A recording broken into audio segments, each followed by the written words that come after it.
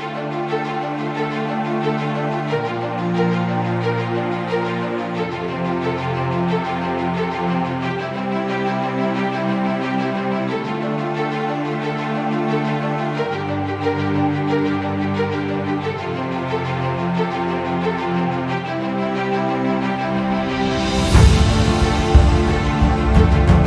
Intrepid Radio Program with Scotty Roberts. Intelligent talk.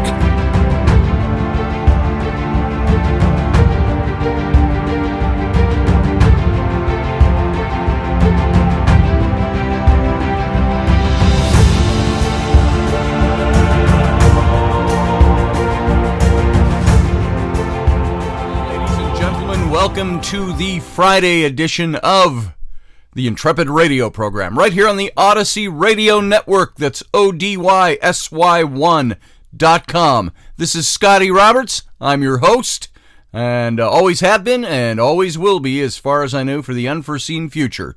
And you can watch the video simulcast of this show over on my YouTube channel. That's youtube.com/Mr. Scotty Roberts. And if you haven't heard it for the last 350 episodes, well, there's a chat room over there, and it's a live chat room with all the fellow Intrepids joining into the conversation that's going on right now. So come on over, join the chat, and listen to the show. Have a good time tonight.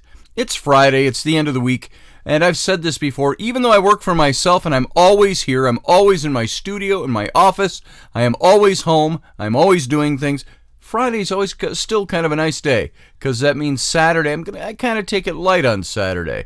But my wife is a slave driver. She beats me if I don't work, so I have to do work around the house. So I did the dishes already today, cleaned up the kitchen, scrubbed pots and pans, washed the floor, washed the garbage off the wall. Do you have kids? And if you have kids, when they throw things in the garbage, do they make the garbage? And if they don't, and you bring it to their attention, hey, you know, you missed the garbage with that, you need to go pick that up. And after about the 7th time you say that to them, in a week, you say, you know what, let me show you how the garbage can works. The lid comes up, you can use the foot pedal, and it raises. You can take your garbage and, chuck it in the garbage can, and it's not on the floor. Yet, this morning still, after, 11 years of doing this with my children, I had to pick the garbage. I took the garbage out because it's garbage day, and I lifted up the garbage can. There's garbage all over. There's food dripping down the wall behind it from somebody throwing something in and missing, and it's splattering on the wall and not wiping it up. And so I look at that and I'd say, if we had a guest walk in unawares, they would walk into our house and go, whoa, what's with you guys? So it's the same thing I've complained about, the food in the sink, floating in the water. Somebody runs water, they throw their bowl of half-eaten, tuna salad, and rather than scrape the leavings out into the trash can and rinse their bowl and stack it so it can be put into the dishwasher, guess what? They just chuck it in, and all the tuna and peas and cheese and all of that floats, and macaroni floats around in the water there.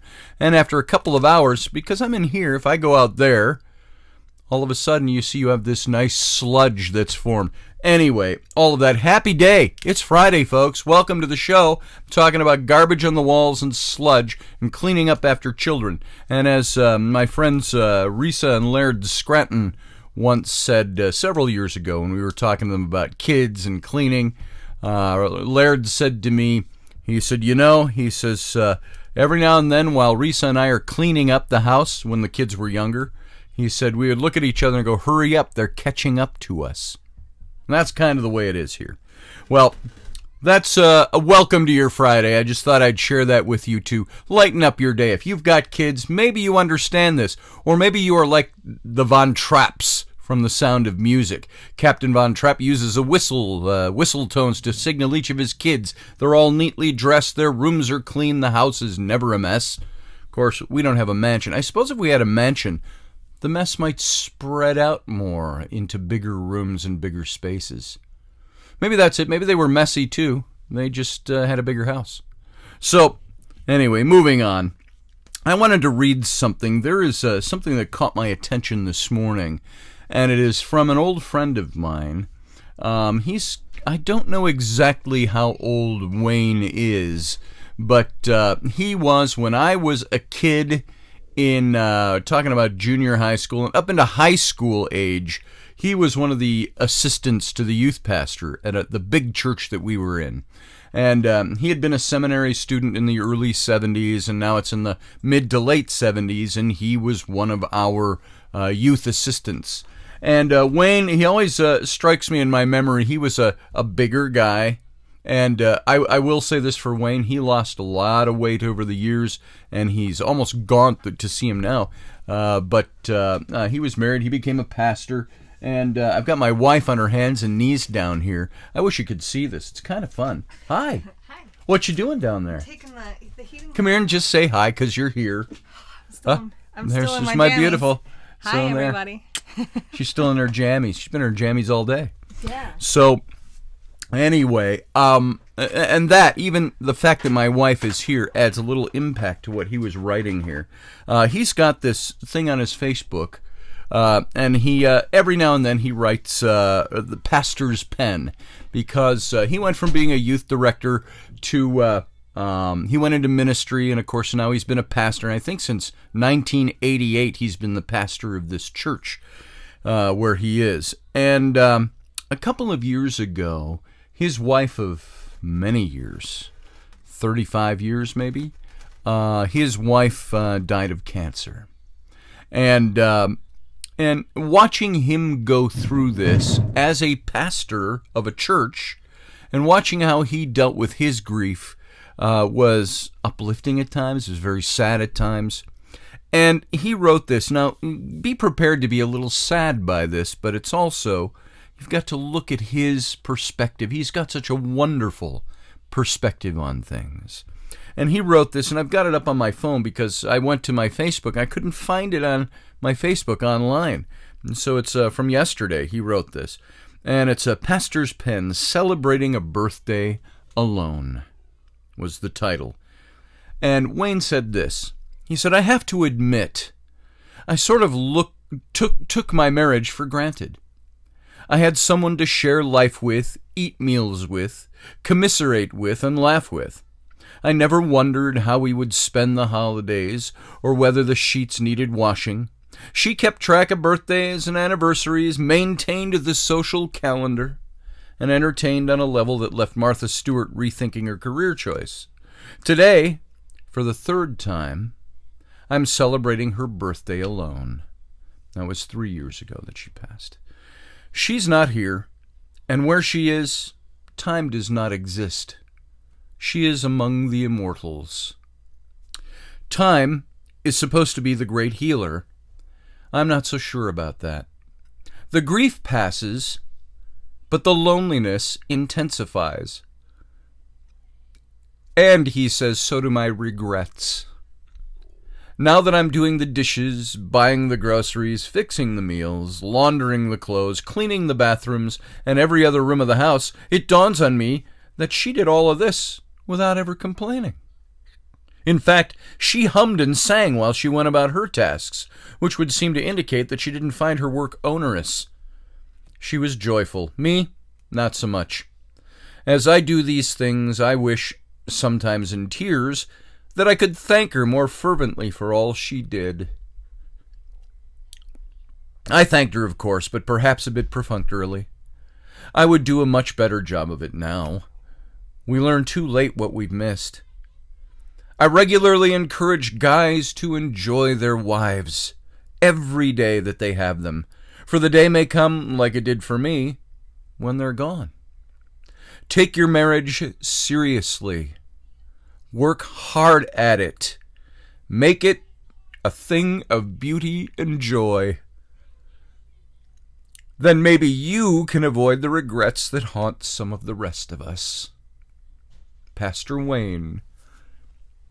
And I read that this morning, and I said to Wayne, I wrote him a quick comment on it, and I said, I said, my life I couldn't live without my wife. And I said, you and I, we've got to talk. I said, brother, I'd be lost without my wife. I can feel you from here. Would love to sit down and talk sometime soon. And he responded, yes, I'd like that too. So I think after this show, as late as it is, I might give him a call. But, and see if he's around. I haven't talked to Wayne for 30 years. And when I found him on Facebook, maybe 6-7 years ago, we reconnected. But, he was a youth leader at the time. And I remember one of the first comments he made to me, he saw me with one of my fedoras on. And he said, hey, you got any hair left under that hat? He says, I'd love to see what your head actually looks like. And so I took out the hat and I posted a photo. I said, there you go. He goes, aha, now I see it. He says, the receding hairline and all of that and so on. Now, I'm 60, so I've got to imagine that Wayne has got to be around 70 years old. I'm sure when he was working with the youth with us, he was in his late 20s. And I was in my late teens, so I'm sure he's probably about 70 and maybe a little bit into his 70s. And so I looked at that this morning and read that, and it made me want to immediately talk to you all about this. Because do you take your spouse for granted that they're there? And I don't necessarily mean in a negative way. I mean, we take our spouses for granted in acts of omission. As he said there, he says, I've never had regrets until now. He said, and the regret was that I didn't thank her and appreciate her better than I did. And I know Wayne, he probably was very thankful for her. He praised her, and he loved her very much. I'm sure he thanked her profusely. But now when he looks back at the things and said, oh, the things I missed. And so it impressed upon me that wanting to do that for my wife. Guys, if you're married, do you thank your wives for what they do? Now, maybe they aren't in as traditional, maybe you aren't in as traditional a setting as Wayne and his wife might have been. And by traditional, I only mean traditional in the sense he was a pastor. I don't know how much she worked outside of the home, but she took care of the home, and he was the pastor. He went to work and he pastored the church, and they had a fairly traditional style marriage. Which you don't see a lot of today, meaning husbands and wives both work nowadays. But my wife was a stay-at-home mom for 10 years. We maybe gave up a little bit by having her not work. We had half the income coming in the door that could have been coming in. But my children benefit from her being at home. And so we had to do the math and say, let's see, if it costs us to put our children into daycare roughly $800 a month. Now that's cheap, but let's use that figure.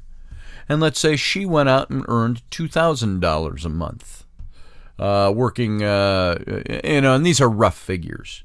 We had to start doing the math and saying, is it worth it to take home about $1,000 a month or thereabouts? $1,200, $1,500? Is it worth that to have somebody else raising our children 9 hours out of the day? And we decided, no, it's not worth that.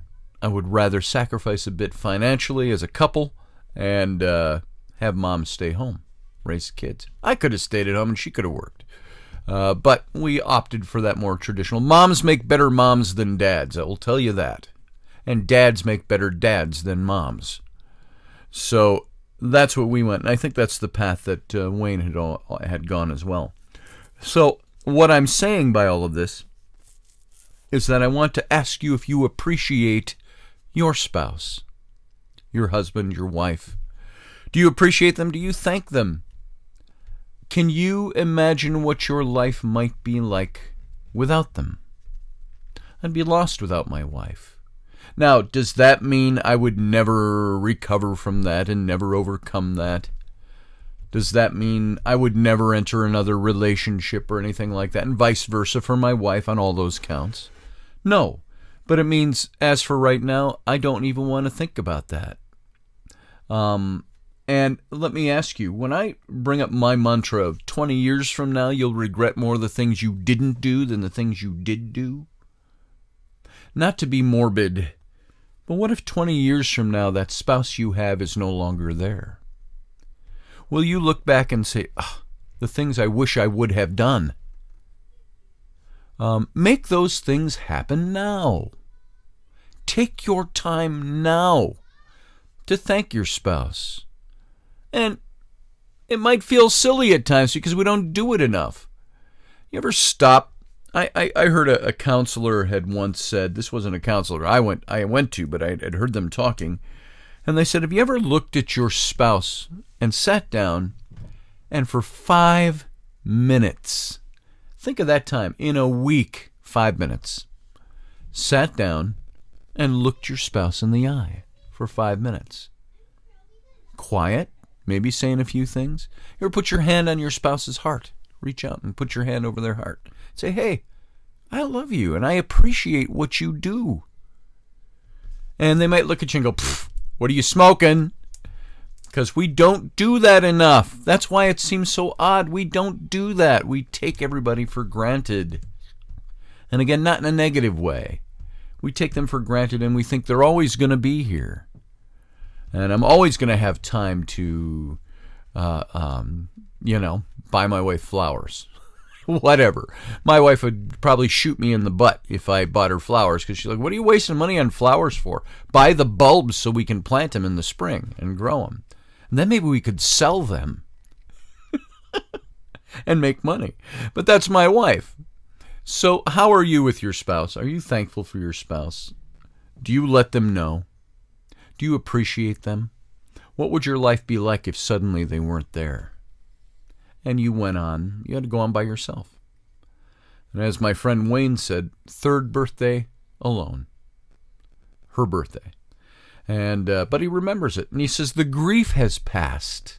He says, but everything else is still there. The loneliness has intensified while the grief has passed. And that brings up his memories. And so think about that. And think about who you are, what you are, to the spouse that you have, and what kind of time you give them, and how much you care for them, and how much you show that. I sometimes worry I don't show my wife enough how much I love her. Sometimes I yell at her. Sometimes she yells at me. Sometimes I'm like, you stupid cow. We never say that with much meaning. It's usually, stop yelling at me, you stupid cow. And she'll call me something else. But we move on from that, because that does not eclipse our whole life together. We have our moments, but we love each other, and I don't think we would like to be without each other. And I'm speaking more for myself than my wife. She'd do just fine without me. But I want to pick up our Spark Courage again today, right here. And, we open this up. These are 50 ways to be bold, and let's dig around in here. And just so you can see, I'm just digging for trying to find one we haven't read. Okay, here you go. See what that says? Ask for honest feedback from someone you respect. Ask for honest feedback from someone you respect. So, this is a way to be courageous. This is a way to be bold. It's to embolden yourself, to build up your courage, to build up your boldness. Ask somebody that you respect and like for feedback about who you are, what your life is like. Many times, we'll go onto social media and we'll post stuff. Hey, this is an accomplishment I had today. Or I did this, or I drew this picture, or I did that, or whatever, and everybody's like, wow, that's great, that's fantastic, that's crazy cool. And yet, you sit back sometimes, and you say, am I actually getting real feedback here? Because I think of an old proverb from the Old Testament that said, faithful are the wounds of a friend. Faithful are the wounds of a friend. Now, That just pops into my mind, so I can't give you a reference on that. But what do you think that means? Faithful, honest, true, loving, loyal are the wounds inflicted on you by a friend, someone who is being your friend. I'm not talking somebody punching you in the lip, making you bleed, not that kind of wound, but the wounds that cut us because it's building us up. If I go to a friend, I don't need platitudes. I don't need to be placated. I don't want anybody to kiss my ass, blow sunshine up my kilt. I don't need that. I need a friend to be a friend, and friends offer faithful wounds sometimes when we need them. They're critical of us when we need to be criticized, but they're critical from a point of friendship. Now, this can go over into the whole thing about appreciating our spouses as well. Criticism from a spouse, sometimes hard on us. So we're like, fuck off. Why am I listening to you? Why are you criticizing me? Now, sometimes criticism can come in the form of being nasty. Somebody even a spouse, wants to tear you down a bit. And you say, why are you tearing me down? But mostly what a spouse needs to do is house in friendship, in love, in honor, in faithfulness, in loyalty, the criticism they level at you. And you should do the same for them. Level criticism as the wound of a friend, because it's faithfulness and honesty and honor that backs that up, that bolsters it. That's the air in the balloon, so to speak. So, all of that stuff this morning. Appreciate your spouse, your significant other. Let them know. And at the same time, use them and use your other close friends to bounce yourself off of. Ask for criticism and be prepared to take it if they give it. And if you are a friend to someone, sometimes you got to look at that friend and say, hey, dude, I got to talk to you about this thing. And your friends should be able to take that. And I've had friends do that to me as well. And so those wounds get laid bare, and it allows us to feel the sting and fix them. So there you go, folks. Love your spouse. Guys, love your wives. Appreciate them. Show them you appreciate them. Take visceral, visual, actual action steps to show your wife that you love her. And wives, do the same for your husbands. Now, it's very interesting. Even in the Bible, there was a command for husbands. Husbands, love your wives as your own bodies, as if it was your own body. Love your wife as if it was your own body. Now, there was never a command for the women to do that. Why? Because women naturally, they will love their husbands and take care of them. Guys are the ones that go, I'm over here, compartmentalized. So the command was always, husbands, you guys do this. Do this. Love your wives like they are your own bodies. And so let me encourage all of you. Love your spouse. Thank them. No regrets for later on. The only regret you may have is I didn't do that enough. So go out and do that. And then look to your friends to be good sounding boards, so you can be bolder, more courageous, and do better every day. We got to go out to break. You guys sit tight. We're going to be right back.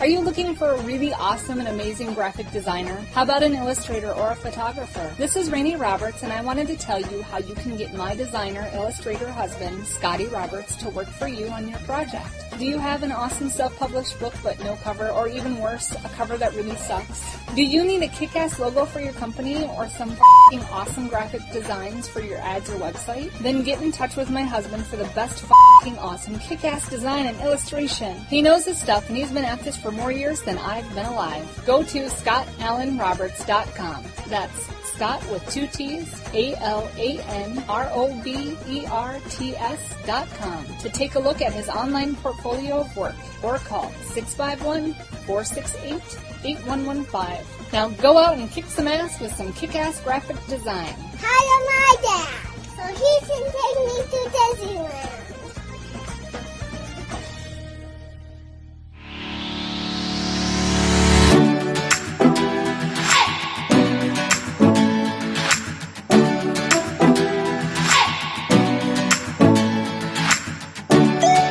You're listening to the Intrepid radio program with Scotty Roberts. Intelligent Talk.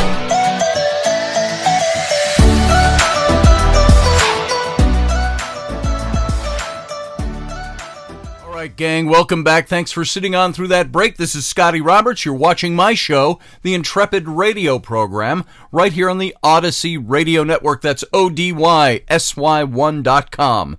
Come on over also to my YouTube channel and view my video simulcast of this show. It's just me, my face, my talking head, my stuff in the background, as well as the live chat room, the best part of the video simulcast on my YouTube channel. So come on over, join the talk, join the chat room, and that's over at youtube.com/Mr. Scotty Roberts. While you're there, go ahead and subscribe to my channel, and if you like what you hear over there, you can subscribe as a member to my channel. Go hit the join button. There should be a join button right below this video. There's a join button out on the main page of my YouTube channel, and most of the videos that are up there, there's a join button. And so hit that join button. It's going to give you 3 levels of membership to join and become a member of my video channel. And you can see they range from $2 to $5 to $15 per month. And the reason that is there per month is so that it keeps coming in. And so this is a subscription. And you can see what you get for the $2, what you get for the $5, what you get for the $15. And they range in the stuff you get from me and this channel as a result of becoming a member. So go on over, and if you're in the chat room, you look at all the green in there. Those are the people who have subscribed already or have become members already. So come on over. I encourage you to become a member of my channel and enjoy it. Make it your own and take ownership a little bit anyway. And come on over and join us. All right. So thanks for being here. I also want to direct you. This is my advertising plug for myself. I want to direct you to my website. You can go over to scottallenroberts.com. If you're watching the video, you can see it scrolling right down here below us on the scroll bar. You'll see my Etsy shop is on there. My intrepidradio.com is on there, which we don't use too much, the .com. But you can go over to my website, scottallenroberts.com, and see what I do and avail yourself of some of what I do for a living. And let's see, what do we got in here? I'm looking at some of the graphics I have in here.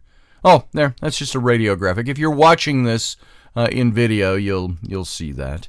That's not what I really need to show you. I was going to see if my website stuff was up in here.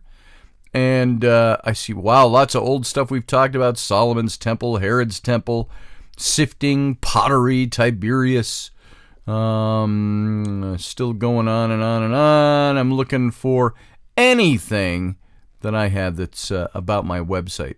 I think I've got more stuff about my Etsy page in here than anything else. But I was going to tell you, if you want to avail yourself of my services, I'm an illustrator, I'm a designer, I'm an art director, I'm a creative director, I'm a photographer. I've done all of those things for the purpose of creating books, book covers, book interiors, illustrate books, as well as corporate logos, corporate designs, corporate identity pieces.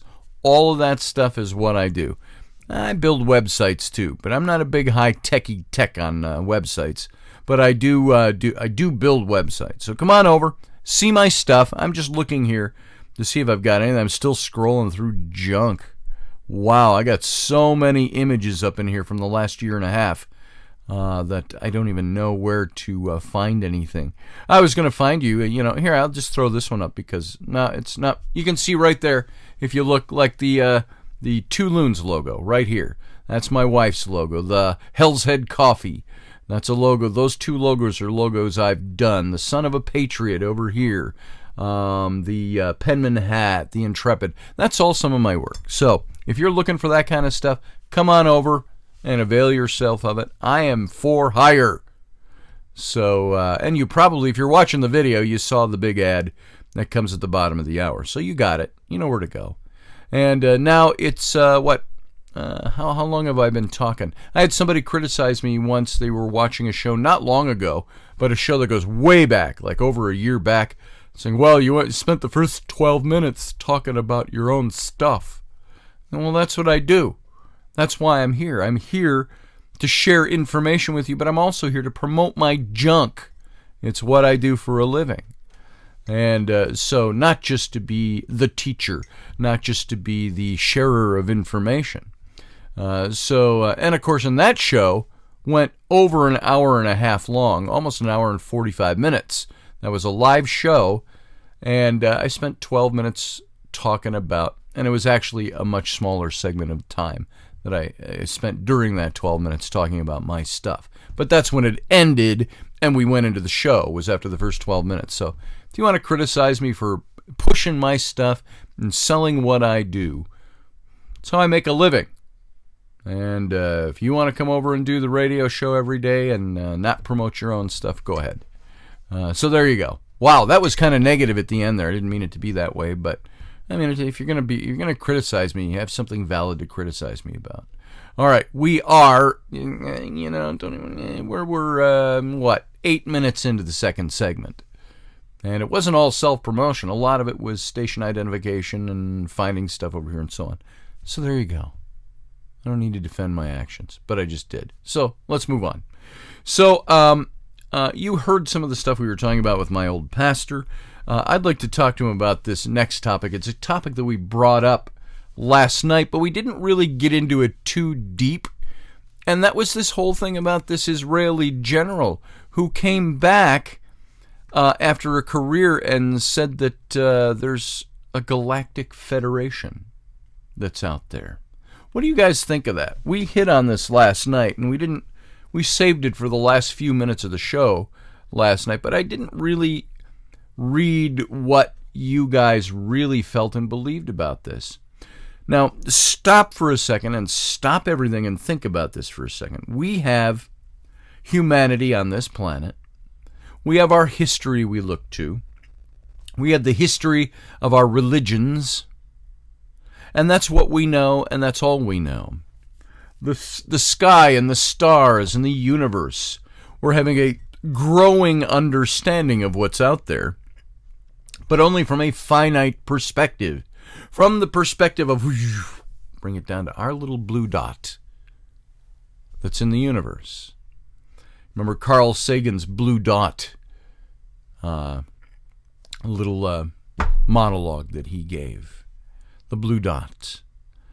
And as a matter of fact, this might be a really good time when we're talking about the universe, a galactic empire out there. And the first thing you think of is the stuff of like Star Trek, the Federation, Star Wars, the Empire, a galactic federation that's out there, Starfleet and all of that. Does that exist? Is it actually out there? Are there aliens there? I don't find it hard to believe that there are aliens. I do find it hard to wrap my head around propulsion, how they would get here. And this is something that I think about actually quite often. And so I want to read something here. Do you want you to hear Carl Sagan's blue dot? His pale blue dot is what that's called. Let me see if I can open up this image so I can read this for you. It goes like this. We succeeded. And there's a picture, by the way. The picture that Carl Sagan's talking about is the blue dot. dot. It's the picture from a satellite of Earth suspended in space. And he said, we succeeded in taking that picture. And if you look at it, you see a dot. That's here. That's home. That's us. On it, everyone you've ever heard of, every human being who ever lived out their lives.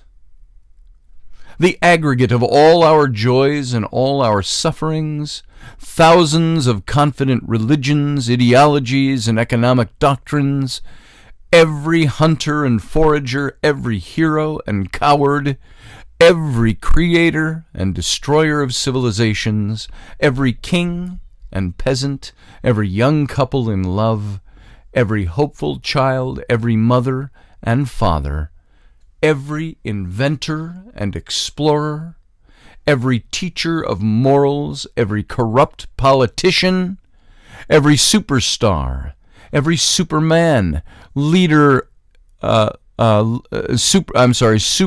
supreme leader, every saint and sinner in the history of our species lived there on a mote of dust, suspended in a sunbeam. The earth is a very small stage in a vast cosmic arena.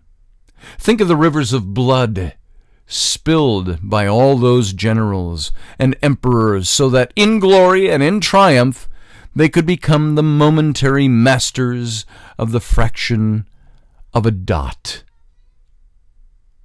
Think of the endless cruelties visited by the inhabitants of one corner of the dot on scarcely distinguishable inhabitants of some other corner of the dot.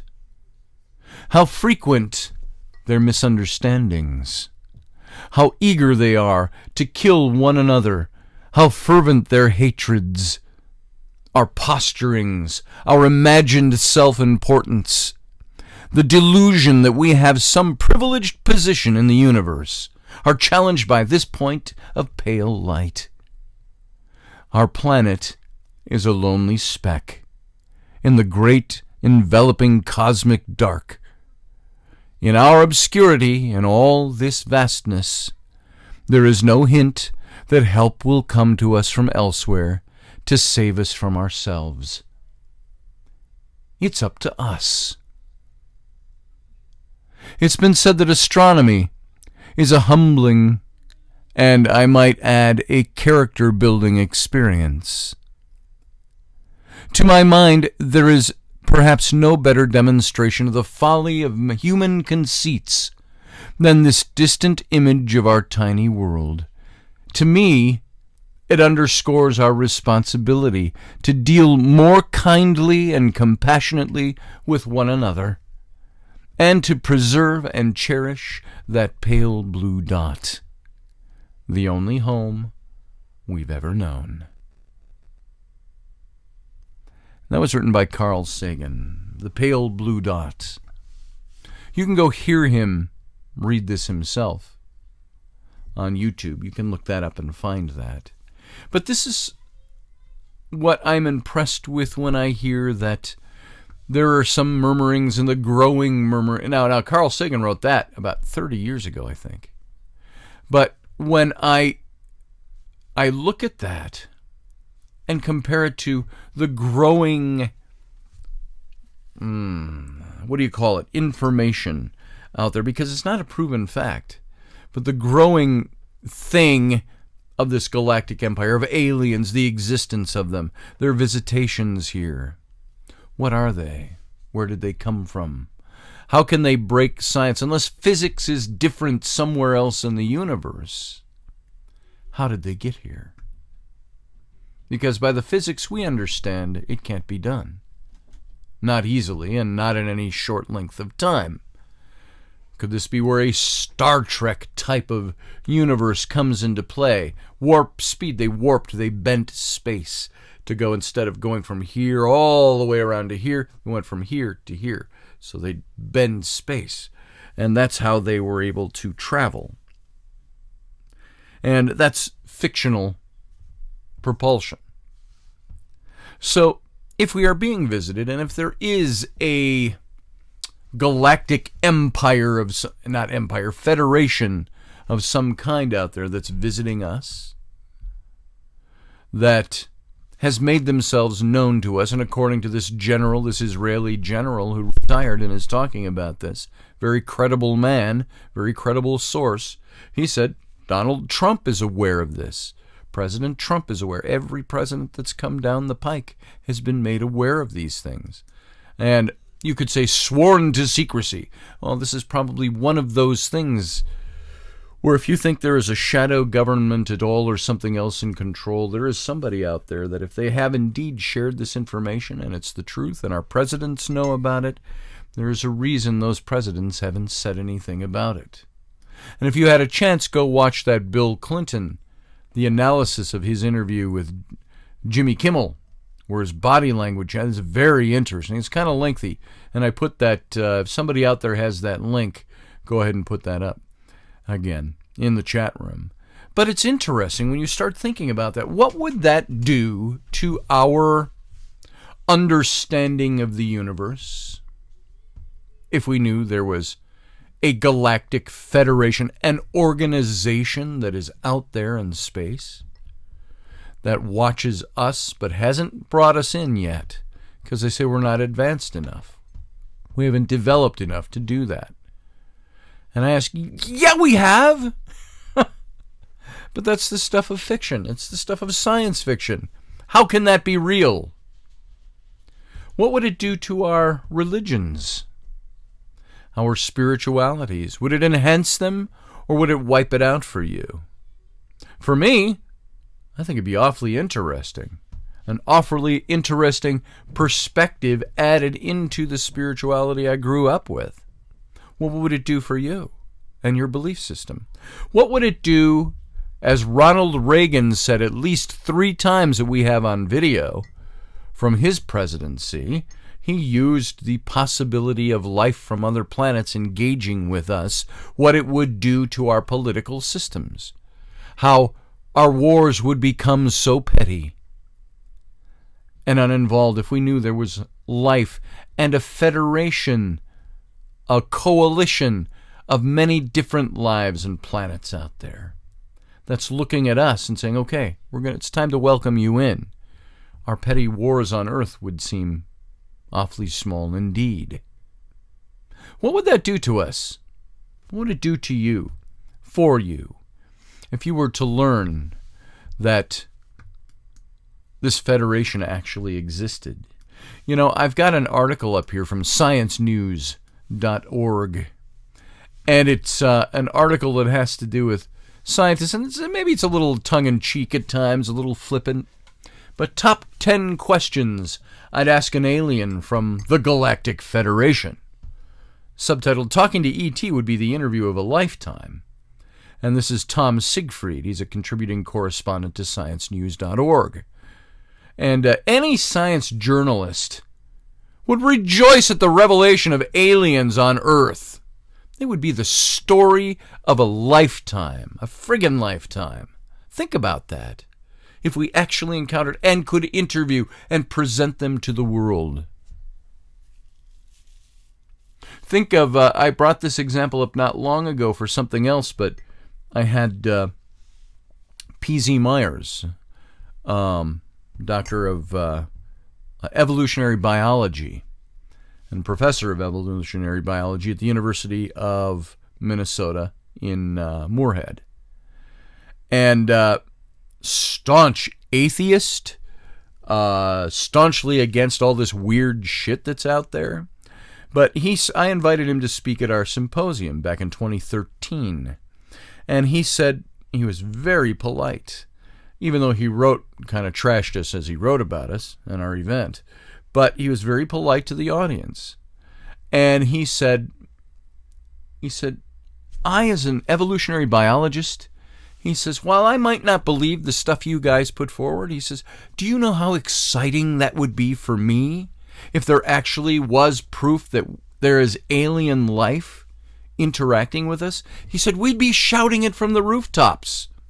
He said, only his position is one that I don't think it's happened yet. And so, is it surprising that a former Israeli space official's claim that a galactic federation is known to the U.S. government has made a few headlines and trended on Twitter? You go look at Google right now and Google Galactic Federation. You're going to see page after page after page of people talking about, reporting, commenting on this story, which came out 2 days ago. And of course, most science journals have already been alerted to the presence of aliens by a number of readers who would like to testify about their personal ET encounters, and we hear a lot of those. Some of them I think are stupid. People's imaginations, people wanting to be something they're not, people needing that, psychological problems, pathological problems. But I think there's probably a percentage, a very small percentage of those stories out there, which range in the hundreds of thousands. Probably a small percentage of those people have had actual encounters and are credible people. And despite how desperately some science journals wish for alien visitation to be real, there's few among us ever believe such reports. We don't really believe this stuff. We listen to this stuff. Even you now, we're talking about this. Are you fascinated by this topic yet? The back of our head is, right. Pull this leg and it plays Jingle Bells. Aliens, Federation. That's the way we react to that. We might want it to be so, but so far we don't have the facts and evidence. And every time we hear of somebody who has credibility like this guy, it's still something that sits in our minds as being, is he falling into senility? Is something else going on? So a few among us ever really believe such reports of these. Proper policy is to decline to interview any would-be informant about their alien experience and instead insist on interviewing the aliens themselves. I wish I could get an interview with an alien. I don't necessarily want to be abducted. If that's a real thing, do you really want to go through that? And so I'd be willing to come out of retirement, this author says, and conduct such an interview if any Galactic Federation alien monitoring science news, their website, would be willing to submit to some tough questions. Only condition would be the alien must wear a high-quality mask covering its damn nose if it has one. Now, obviously, this was written in the age of COVID.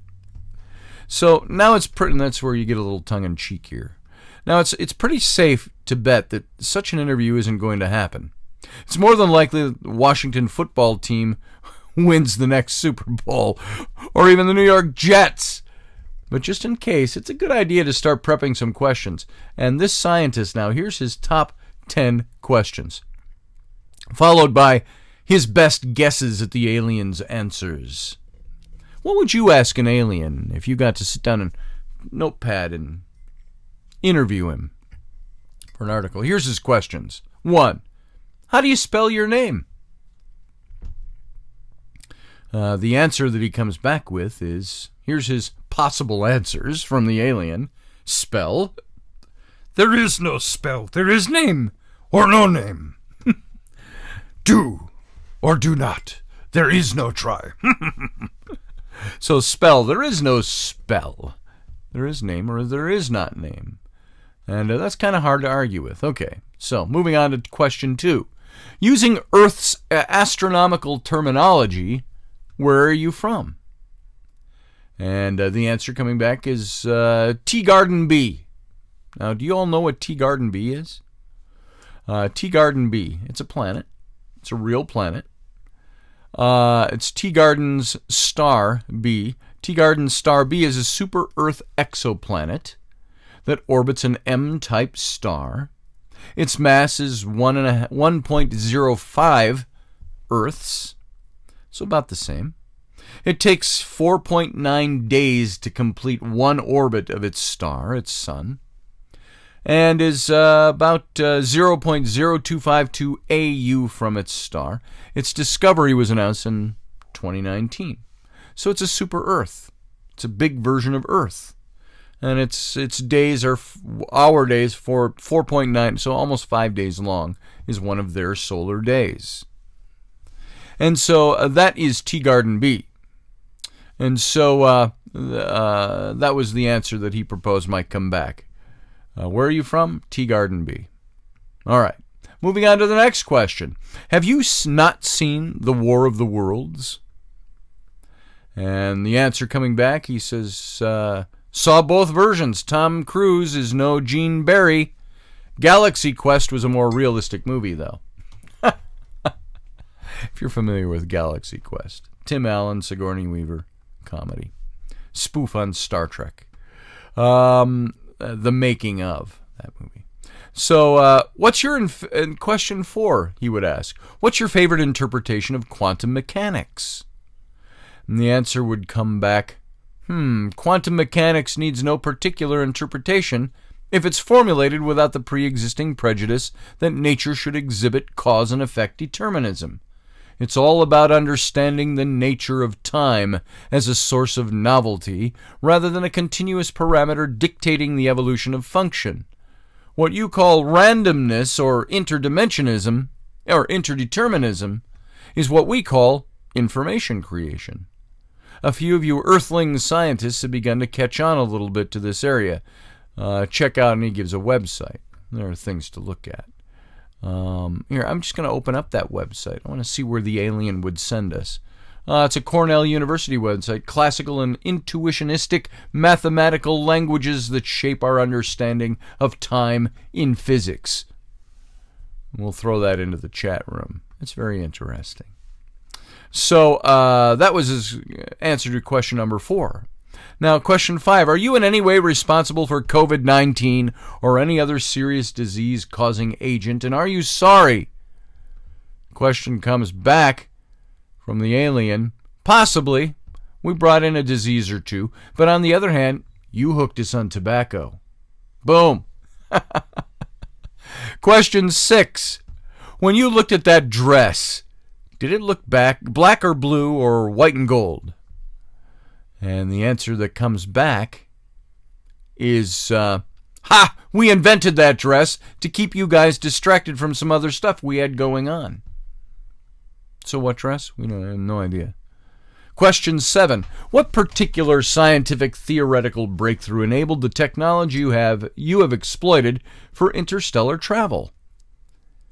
The alien's proposed answer coming back is, well, that's related to the quantum question. The key insight came from the Vulcans, who realized that continuum mathematics at the foundation of calculus was not the only possible logical mathematical system. You need what you call intuitionalistic math, as I mentioned, and also, once you get rid of that unwieldy infinity of real numbers, lots of things are easier to solve, like quantum gravity. Technology takes off from there. Vulcans? Well, right. This is the Galactic Federation, after all. And there's 3 more questions, but we're really out of time, and I can't get into them. Maybe we'll touch on these tomorrow. So he does ask, what is the airspeed velocity of an unladen swallow? And the answer would come back, what do you mean? So there's only half credit for that one. It's not the whole answer. And you have to know Monty Python to know that one. So, folks, thanks for being here tonight. We got to scram, or I'm out of time. See you on Sunday morning at 9 a.m. Central Standard Time for It's Sunday. Have a good night and a good Saturday. Bye.